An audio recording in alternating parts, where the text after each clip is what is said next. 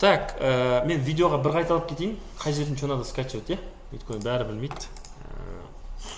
Сол үшін, короче, React-ты қондыру үшін, вообще React-мен жұмыс істеу үшін бізге Node деген, так скажем, библиотека деп айтамыз. JavaScript-ке керек бүкіл библиотекалар, бүкіл заттар, серверлері бәрі осының ішінде Node деген не бар. JavaScript runtime environment, типа бізде Java-да JDK деген зат бар ғой. JDK деген, помните, қондырасында, чтобы Java-ны нету үшін, орындау үшін.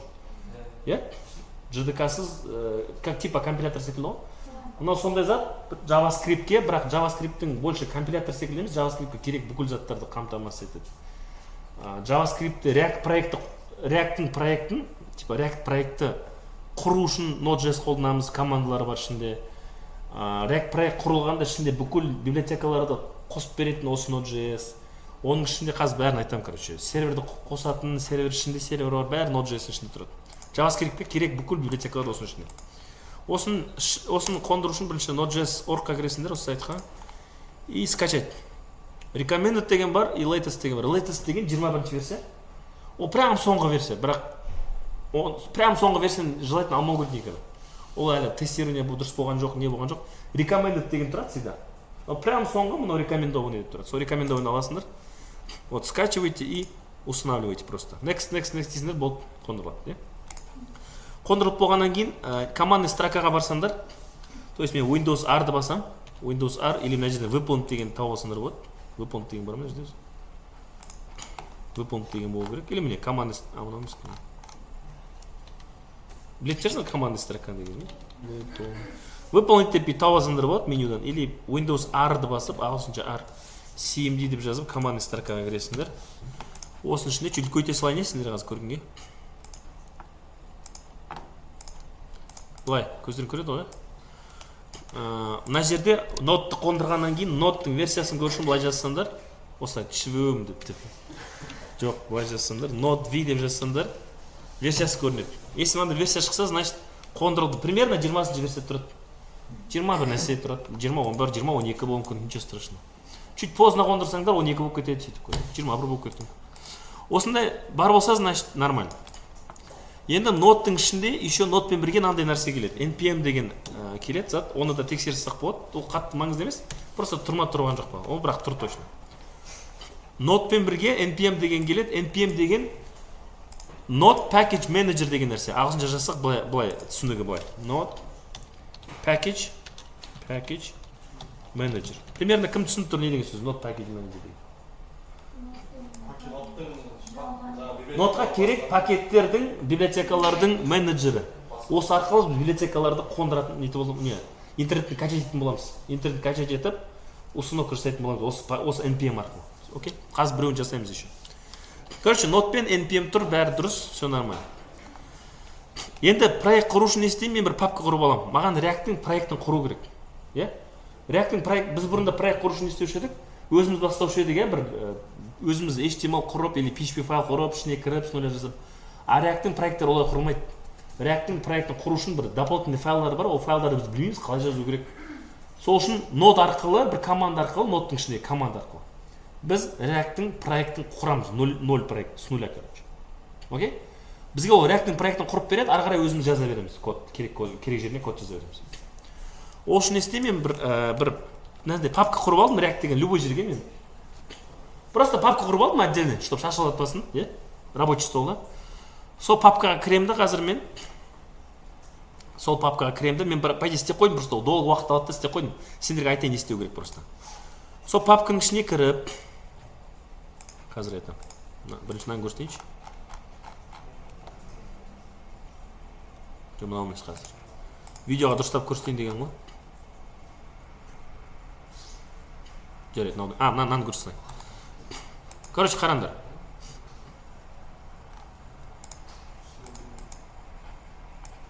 Ұшып болды ма?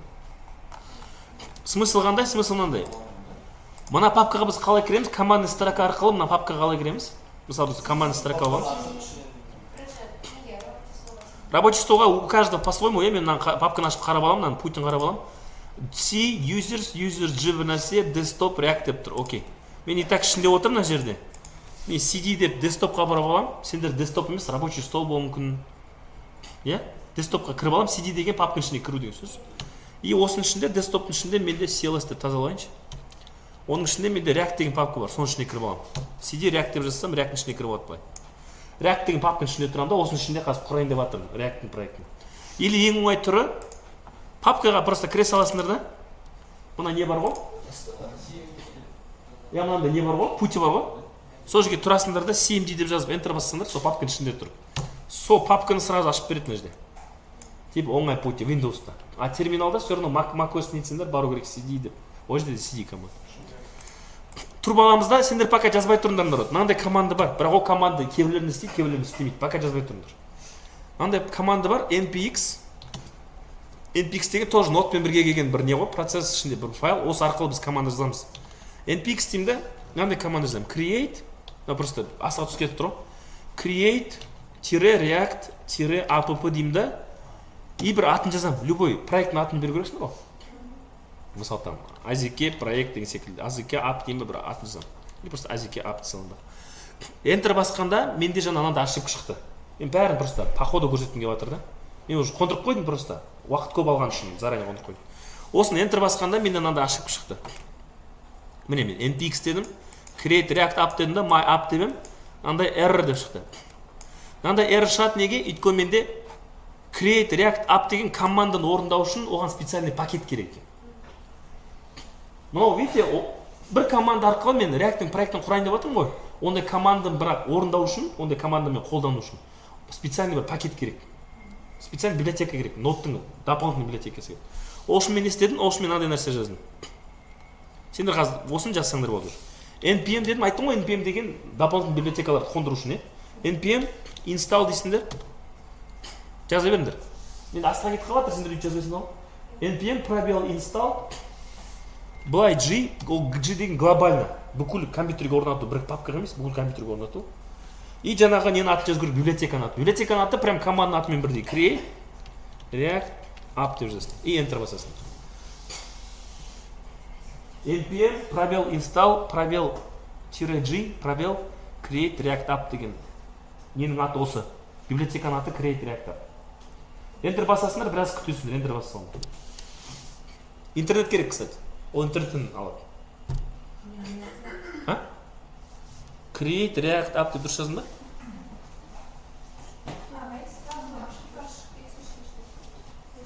Ошибкасыз істеп кетсе нормально, можешь сөйтіп қолдана беру. Просто мен видеоға көрсетіп жатырмын ғой, өйткені жартысынан шығады, жартысынан шықпайды. Мына команда npx жазып көрсеңдер, ошибка шықпауы мүмкін. Мына жерге бірақ өз аттарын жазыңдар, басқа проекттің атын. Ошибка шықпауы мүмкін. Бүйтіп жазып көрсеңдер болады. Ошибка шыққандар мынаны жасайды. Түсіндір ме народ?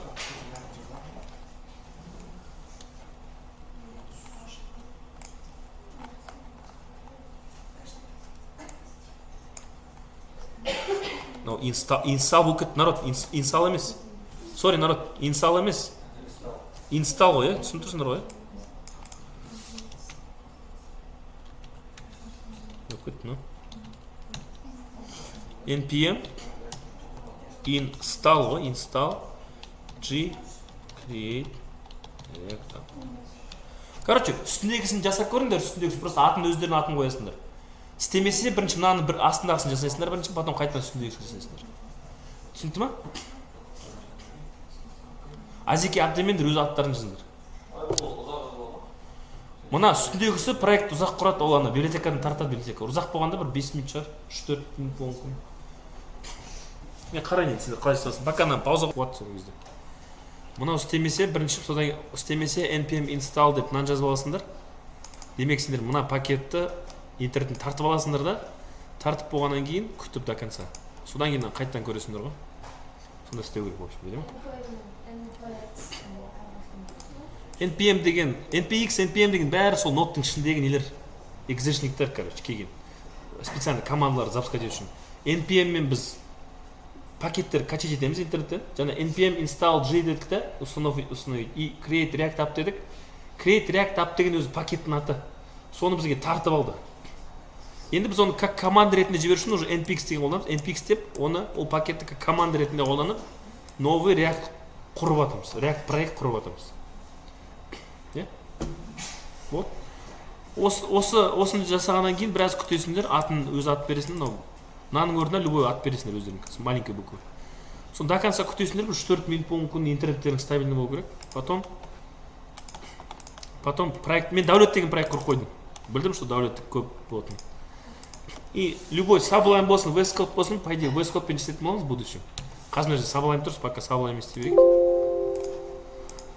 Sublime'ы бір нәрсе ашамыз да, мен мына жерге сол проектті дәулет деген папканы жерге лақтырып қойын и осыны жасап көрейік бір нәрсе.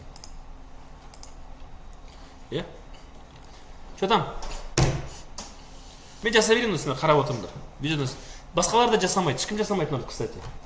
Мен өзім просто көрсетем, сендер можете үйде попробовать осыны істеп. Енді қарасаңдар, мына үлкейме ма, кстати. Мына жағы үлкеймейді екен, папкалар. Ашсаңдар, ана проекттерің шықты ғой, сендер ашсаңдар 3 папка тұрады. Біріншісі Node Modules деп тұрады. Node Modules деген папка бар, проекттің ішінде сендер құрған. Оның ішінде қарасаңдар, ойбай, 100, несколько сотен не бар. Папкалар. Каждый папка ол бір библиотека. Жаңағы React-қа керек бір библиотека. Көрдіңдер ме? Қанша папка керек бізге? Кейбірлері автоматтан қосылады, кейбірлері өзіміз қосу керек, біз импорт арқылы. Но, в общем, бәрі библиотека қосылады. React-қа керек библиотекалар. Түсінесіңдер ме? Окей? Мына жерде қазір мынандай библиотекалар бар, қазір көрсетемін. React деген библиотека бар, самый главный. React DOM дегендер, осындайларды көп қолданамыз. React.js дегендерді қолданатын боламыз в будущем. Қазір React деген папка мен React DOM деген папканы қазір қолданамыз деп жатыр. Мына жерде көрмейсіңдер. React деген папка, React DOM деген папка. Оларды қазір көрсетемін, қолданып. Енді Public деген папканы ашсаңдар, Public'те в основном index.html тұрады. И index.html деген файл тұрады, ең маңызды файл. И бір нелер тұрады, суреттер, JSON файлдар тұрады. Мен пока бәрін өшіріп тастаймын мына жерден.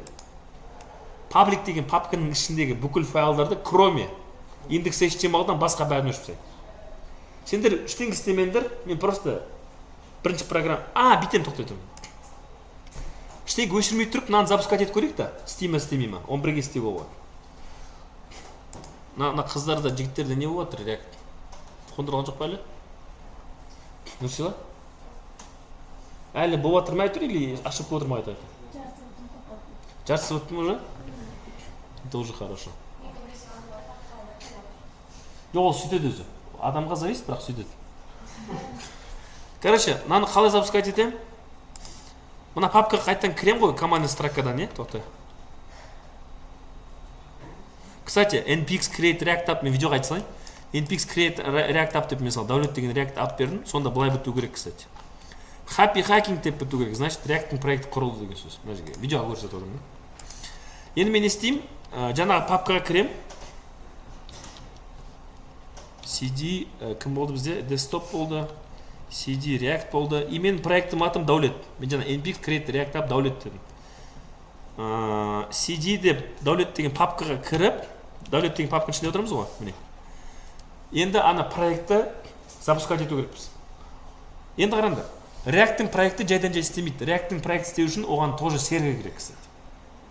Вот, это фронтенд. Фронтенд тоже сервермен бірге істейді. Бізде бэкэндті болып еді ғой сервер Apache. Помните, запрос келеді, запросты қабылдайтын сервер керек PHP-ға береді, сол запросты алады да, ішіндегі параметрлерін PHP-ға береді деген тема. Мына жерде тура солай.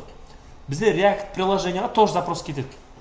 Біз браузермен бір нәрсе жазғанда, ол тоже как запрос ретінде саналады, бірақ бэкэндқа емес, прям фронтендқа запрос жасаймыз. Ол запрос опять же жаңағы серверға барады, сервер сол запросқа жауап беріп отырады. Фронтенд тоже сервермен жұмыс істейді. Сол үшін мынаны запускать ету үшін проектті серверді запускать етіп, проект мына командамен, короче, npm start деген командамен start. Мынандай командамен біз не істейміз? Серверді запускать етеміз, React проект аламыз да, ішіне салып, и жаңағы React проектті браузерге ашамыз. npm start соны істейді. Серверді запускать етеді, React проектті серверге салады, и сразу localhost, бізде localhost бір нәрсе еді ғой, неде бэкэндта. Localhost бір нәрсе, амында localhost 2.3000 деген портпен запускать етеді фронтта. npm start'ты басам, enter басам и күтеміз. Мына жерде жазады, разрешить доступ деген разрешить дей салам. Көрдіңдер ма? Development сервер стартует. Сервер стартует деп көрдіңдер ма? Сервер стартует дейді да, стартовать еткеннен кейін localhost 3000-ға өздері апарады, апармаса өздерін кіре салыңдар, localhost 2.3000 деп. қазір әлі сервер әлі қосылып жатыр, сервер күтейік. Ол мына жерде тупить етеді менде. Мен өз компьютерімде тез жұмыс істейді. Білмеймін мына жерде неге қуып жатқан. Жоқ, мына жерде интернет керек жоқ, ол стартует серверді почему. Сервер әлі қосылмай жатса, мына әлі загрузка болады.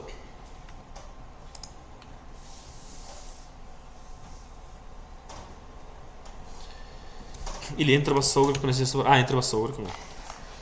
Нәрсесі бар. Сол нәрседе қазір жазу керек webpack бір нәрсе деп қазір жазсын. Міне. Бүйтіп жазса webpack compiled successful дейді. Ол жаңағы бүкіл файлдардың компиляциядан өтіп, проект ретінде құрылып, уже запустился. Енді кірсеңдер мынандай проект ашылу керек. Мынау ашылса, значит сенде React проект істеп тұр. Мынау өзінің бір шаблонный проект ғой. Қазір өшіреміз де солай жазуға болады. Сендер жазып көрсеңдер болады. Жаңағы нелерге кіресіңдер де файлды папканың ішіне кіріп npm start дейсіңдер. Кімде қондырылды істеп көріңдер. Кімде қондырылмады отырыңдар.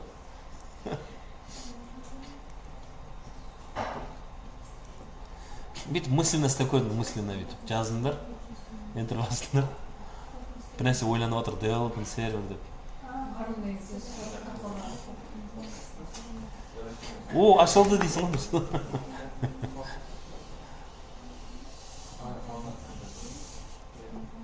Істедіңдер ма? Папканың ішіне кіру керек, cd-де папканың атының ішіне кіріп, проекттің атының ішіне. Потом npm start.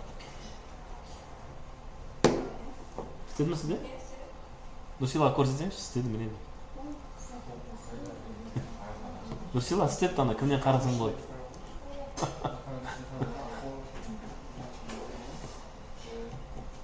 Дамир, істеді ме? Ана жақта жігіттер төртеуін істеді ме? Темірлан? Істеді? Не жерде? Істеді ме? npm start. Ана жақта жігіттер npm start. Мынаны көрдіңдер ма? Мынаны көрдіңдер ма? Кімге көрсет? Осылай де. Ереше?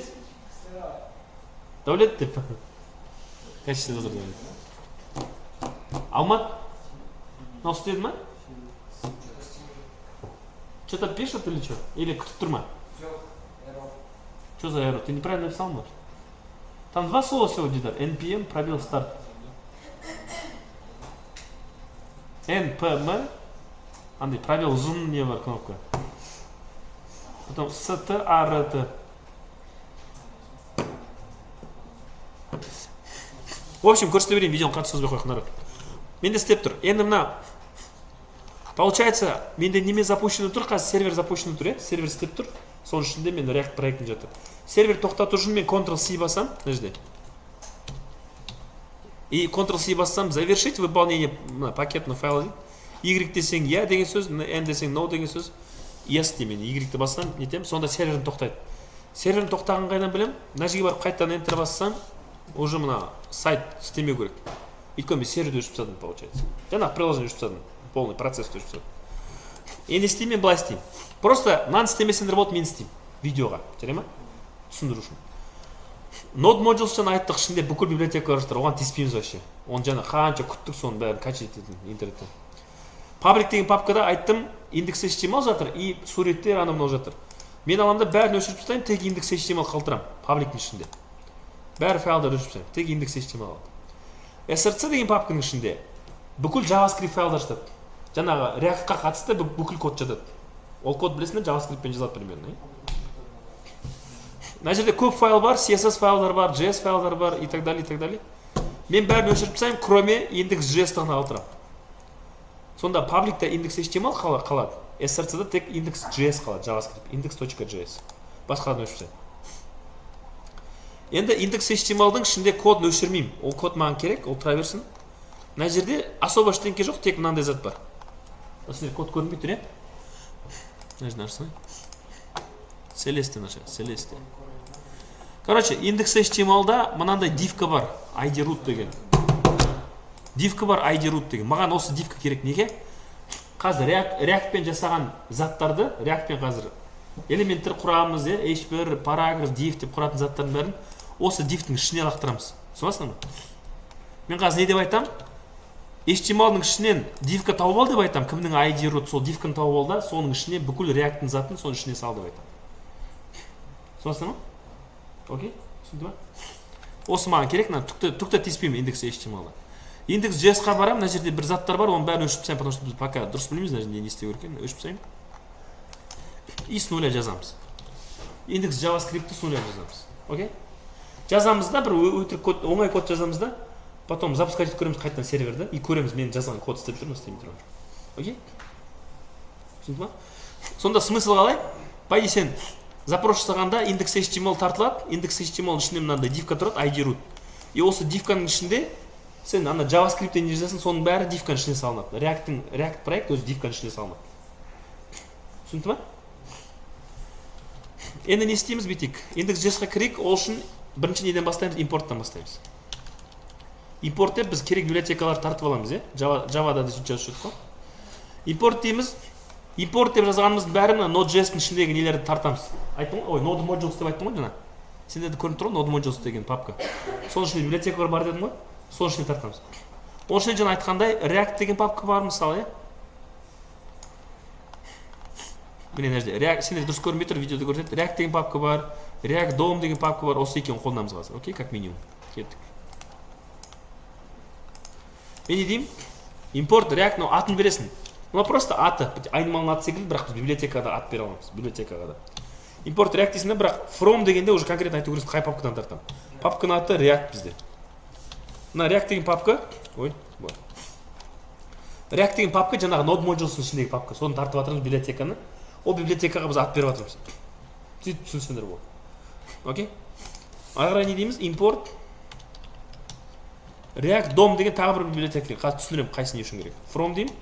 И андай библиотека бар. React DOM деген папка бар, Node modules ішінде, Node modules.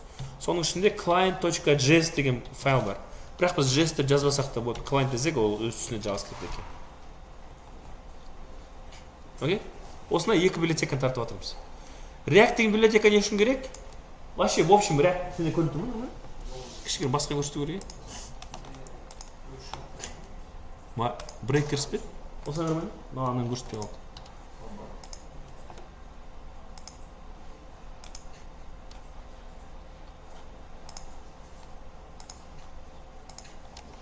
Қайсы істесек болды? Моно қайсы еді жақсы?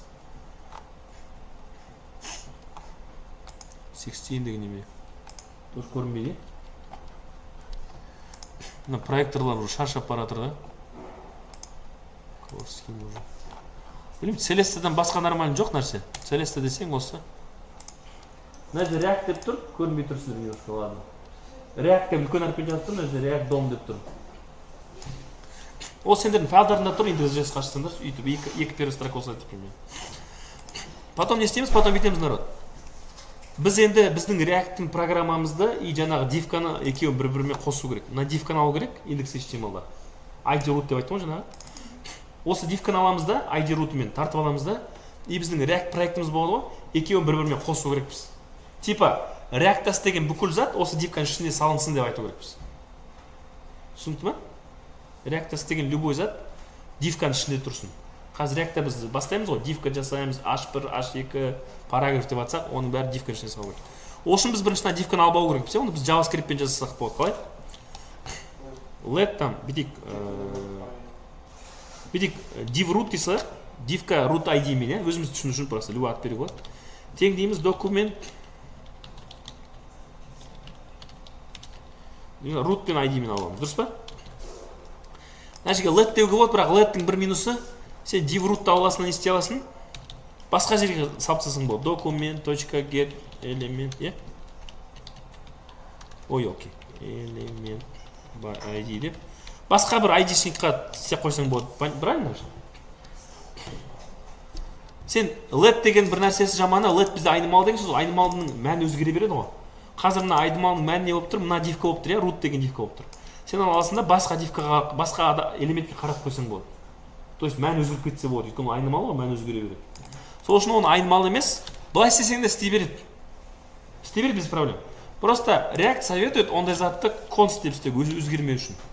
Всегда осы root-қа қарап тұрсын, div ID root-мен қарап тұрсын. Басқа элементке өзгертпеңдер деген намек. Түсінесің ба? А то ашық код будет үшін. Қазір root-қа қаратып қоямыз, ол div ID root-ның ішіне React проект сақ қоямыз, потом аламыз да басқа жерге қарап қойсақ, уже проблема басталады. Окей? Const пен let одно и то же, просто const'тың мәні өзгермейді болды. Let өзгереді, const'тың өзгермейді. Екеуі де как айнымалы саналады, просто ана константа деп аталады. Енді мынандай нәрсе, екінші нәрсе. Біз бүйтіп айтамыз. Const любой ат берсек болады. Қалай берсек? Просто root десек па или қалай айтамын? Я просто root десек, root десек тең. Енді мынандай зат қараңдар. Мына библиотеканы қолданып отырып, React DOM деген библиотеканы көріп тұрсыңдар ғой. Екеуінің кішігірім несін түсініп алайықшы, екеуінің разницасын. React па, React DOM ба. React деген библиотека, мына библиотека, React деген мына библиотека. Үстіндегі бірінші тұрған. Ол библиотека общий React-қа керек. React-та мынандай зат бар, компонента деген зат бар. Компонента деген веб-парақшаның бір бөлігі. Ол бір div-ка болуы мүмкін, ол бір button болуы мүмкін, ол бір форма болуы мүмкін, ішінде инпуттары бар и так далее. Мысалы, интернет-магазинді алсақ, бір товарды көрсететін бір div-каны, оны соны компонент деп айтуға болады. Типа продукттың компоненті деп айтуға болады. Ол компонент не үшін керек? Тек бір продукттың описаниясын көрсету үшін керек. Бір продукттың ақпаратын. Ол компонентқа не кіруге болады? Например, айтып жатырмын да. Бір товарды көрсететін компонентқа не кіруге болады? Товардың суреті, описаниясы, бағасы и купить деген кнопкасы кіруі мүмкін. Соның бәрі бір компоненттің ішіне жатуы мүмкін. Ол компонентқа сен товар деген ат беріп қойсаң болады. Товар деген, например. Бір товарды көрсету. Сонасың ба? Сон бір интернет-магазин кіргенде бір 100 товарды көрсету керек, например, 100 товарды бір страницада. Сен істейсің, жаңағы компонент аласың да 100 рет циклмен 100 рет қойып бересің. Просто каждыйның ішінде разный сурет тұрады, разный товардың аты тұрады, разный описание, разный бағасы тұрады. Бірақ стиль бір болып тұрады. Бір div-ка, просто ішінде мәндері разный. Сонасың ба? Соны да компонент деп айтсақ болады. Үстінде меню деген компонент тұрады, астында footer деген компонент тұрады. Парақшаны компонентпен бөліп қойсаң болады. Сонасың ба? Ол какой-то бір HTML код, компонент деген бір HTML код. Соны түсінетін React, компонент деген понятиясын түсінетін React, вообще React жұмыс істеу үшін, React проект жұмыс істеу үшін React деген библиотека керек. Самый важный библиотека всегда қосып отырамыз. Дұрыс па? Видеоға sorry, кім еді? Және бір ұрма, Аружан кешір. Бүйтіп ұрмаңыз қатты естіледі деп қуатпа. Солай ма? Ұйықтамаңдар онда Патима. Патима үшін да. React DOM деген не үшін керек библиотека? React-ты түсіндір ғой, общий библиотека. Вообще React жұмыс істеу үшін керек. React DOM деген мына екінші библиотека. Ол жаңағы компоненттерді біз браузерде көрсете алу үшін керек. Браузермен связка жасау үшін керек. Вообще до этого браузерде әңгіме болған жоқ. Компонент деген әңгіме, ол отдельный әңгіме. React-тың ішінде компонент құру деген әңгіме. Енді сол құрған заттарыңды, құрған компоненттерді браузердің ішіне кіргізу үшін React DOM деген библиотека керек. Еще андай библиотека бар. React DOM-ның орнына React Native деген библиотека бар. React DOM-ды қазір өшіріп React Native деген библиотека қоссақ, ол компоненттерді браузерге емес, мобильный программа приложенияға көрсету үшін, мобильный устройство ішінде көрсету үшін. Оны React Native деп айтады библиотека. React DOM деген браузерде көрсету үшін, React Native деген компоненттерді мобильный устройствода көрсету үшін керек. Түсінесің ма? Тағы не бар? Часыға React Watches деген болуы мүмкін, кім біледі? Чисто часыға көрсету үшін. Түсінесің ма? Типа. Сонда React DOM деген чисто браузер үшін керек, браузерға көрсету үшін керек, жаңа компоненттер. Түсіндіңіз? Енді мен істеп жатырмын? Қайта бүйтіп қойдым мен. Мен бүйтіп айтамын. Мен нені алдым ғой, но мен div-кам ғой, div-root деген. Мен div-кам ғой, ол просто HTML, div-ка. Мен айту керек, мына div-ка мен React-ты байланыстыру керек. Типа, React-тың құрған заттары мына div-каның ішіне құрылсын деп екеуін бірге байланыстыру керек. Қалай байланыстырам, мынандай нәрсе бар. Мына React DOM деген библиотека скачал, мына жерде тұр, мына жерде. Көрдіңіз бе? Дұрыс көрінбейді, React DOM деп тұр. Соны копировать етемін, мына жерге қоямын. Соның ішінде мынандай функция бар.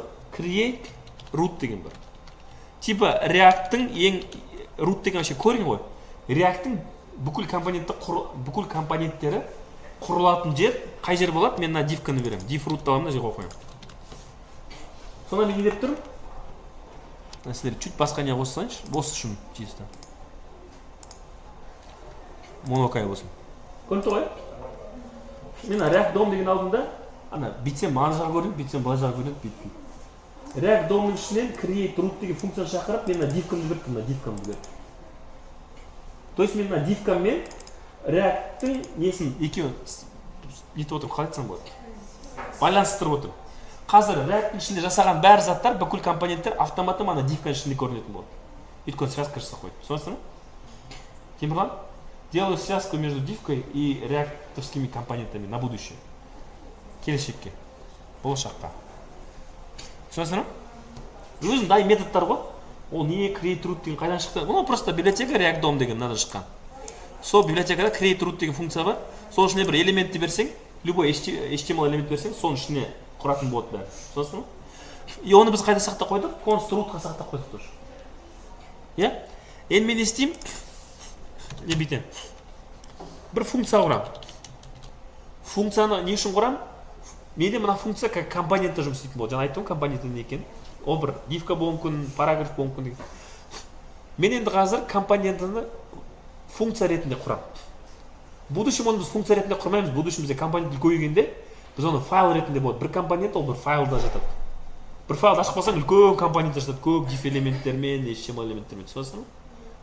Қазір кішкентай болған үшін оны как функция ретінде құрып жатырмын.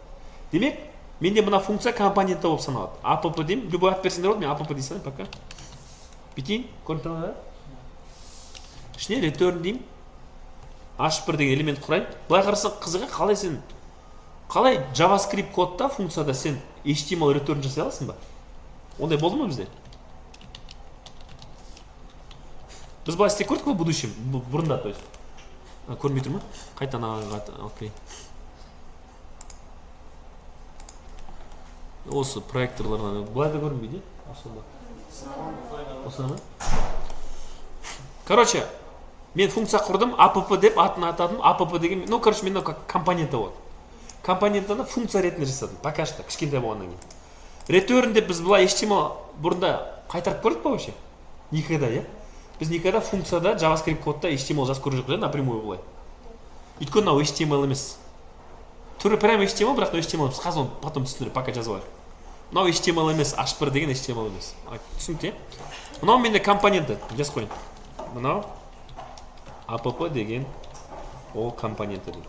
Компоненті. React-тың компоненті, React компоненті деп қой. Иә? Енді мен не істеу керекпін? Компонент деген жаңа айттым ғой, бір любой бір h1 болсын, не дивка болсын, бізде h1 болып тұр типа. Енді мен мына компонентін браузерде көрсету керекпін ғой. Мен құрдым, бірақ браузерге салған жоқпын әлі. Көрсеткен жоқ. Қалай көрсетемін браузерге? Менде мына тема тұр ғой, React create element root деп, мына root деген тұр ғой. Екеуінің связкасы, React пен дивканың связкасы мына объекттің ішінде тұр, root деген объекттің ішінде тұр, дұрыс па? Сол объект арқылы не жазамын? Root деймін, точка деймін, render деген функция бар. Render деген функция арқылы біз браузерге көрсетеміз. Нені көрсетеміз? Қай компонентті көрсетеміз? app деген функцияның атын жазамыз, бірақ ол компоненттің аты болып саналады, компоненттің аты. Компоненттің аты всегда жазылады, мынандай тегпен, как HTML тег секілді жазылады, былай жазылады. Всегда компоненттің аты, как HTML тег жазылады. Түсінесіңдер ме? Сонда мен не деп тұрмын? Root-ның ішінде деймін, root деген жаңа бізде React пен div элементтің связкасы, то есть браузерде, по сути, браузерде көрсет app деген компонент деп тұрмын. App деген ол маған просто h1 қайтарып беру. Окей? Пока осылай түсіндір, ақырындап шұқи береміз ғой, пока осылай общий понимание болса болды. Не деймін? Қайтан барамда нені запускать етемін?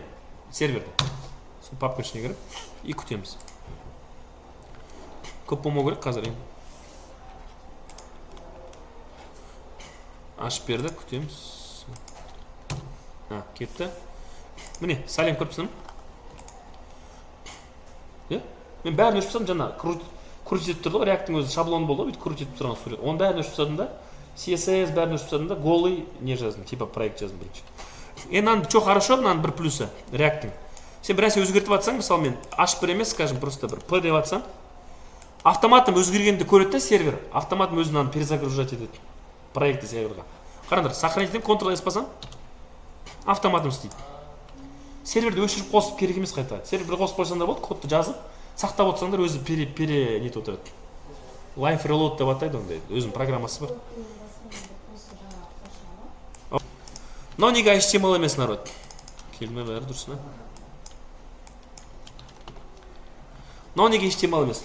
Қараңдар, біз HTML-ді JavaScript-та қайтара алмаймыз.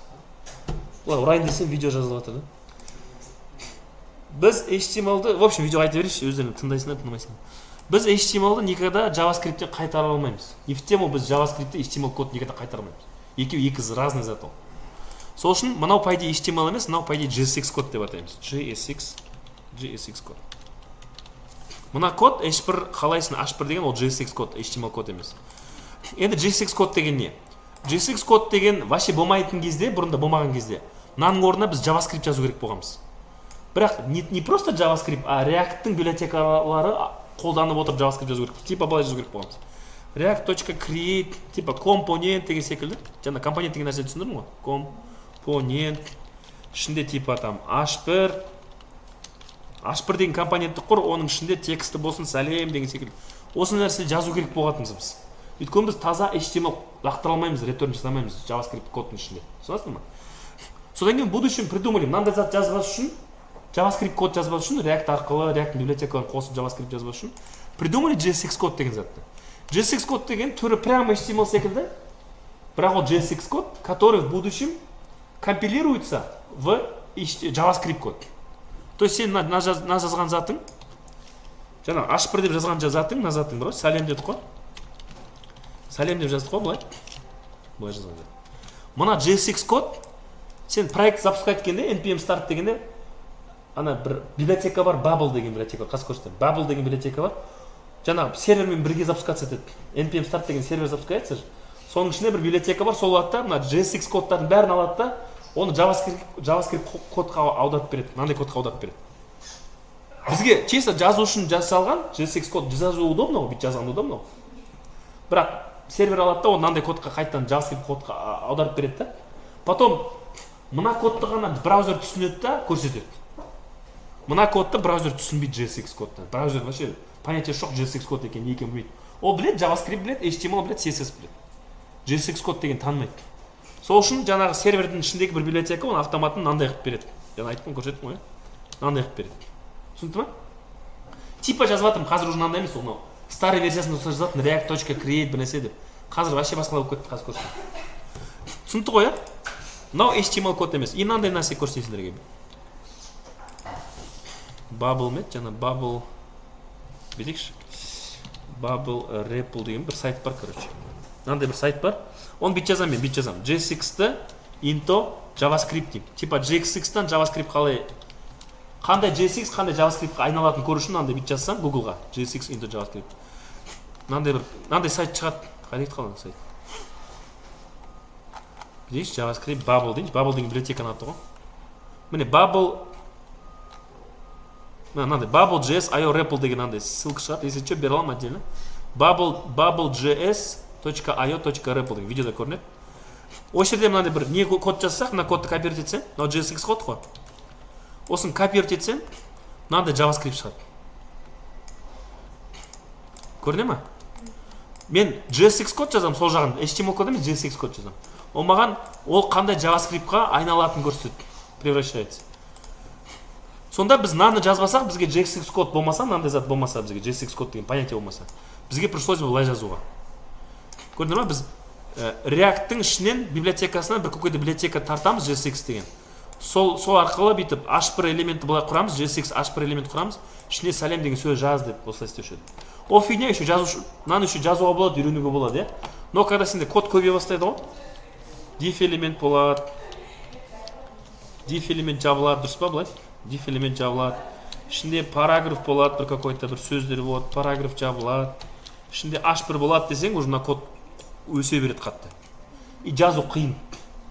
То есть бізге по сути былай жаза беруге болар еді JavaScript-пен, но жазу қиын болғаннан кейін осындай JSX деген код ойлап тапты. Ол JSX деген прямо HTML-ға ұқсайды. Кішігірім разница бар, оны көреміз в будущем. Но максимально HTML-ға ұқсайтын код. Бірақ ол HTML емес. Сен былай жазасың, сервер запускать еткенде ол саған мынандай JavaScript істеп береді. Түсінді ме? Түсінді ме? Соны түсіну керек, а то біз в будущем оны HTML деп ойлап қаламыз, HTML емес JSX код. Ондай код бізде былай болады, React проектте. Чисто оңайлату үшін жасаған. Мұнан жазу үшін жасаған, JavaScript жазу үшін жасаған. Окей? Бұрынғы версияларында осылай отыратын JavaScript жазып, қиналып. Потом придумали JSX типа. Түсінді ме? Yes. Сенде нөмірлерің оңға уже бәрі дайын. Солай. Мына жерде сұрақ қойыңдар. Фатимадан басқа сұрақ қойырсын бе? Фатима бүкіл уақытты алып тастайды.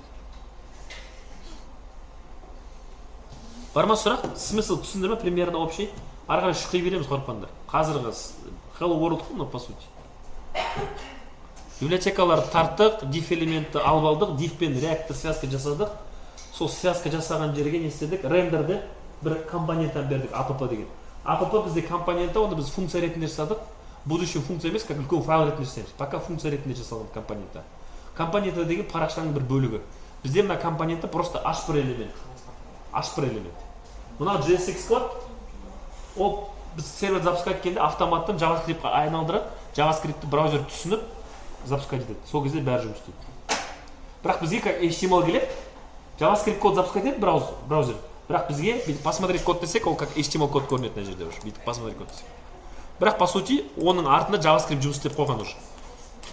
JavaScript код жұмыс істеп, саған h1 элемент құрып берген уже JavaScript. Түсінесің бе? Түсінді ме? Сұрақ, кроме Патима. Ctrl-S пен басасыңдар да, yes деп басып, сервер тоқтатасыңдар. Сервер тоқтағаннан кейін мынау істемеу керек, 3000 деген. Localhost 3000 уже істемеу керек. Болды. Сұрақ. Жоқ болса барып тамақ ішіп келейікші деп па. Тоқтатайық. Видео түсіп қалдық қой, жарайды.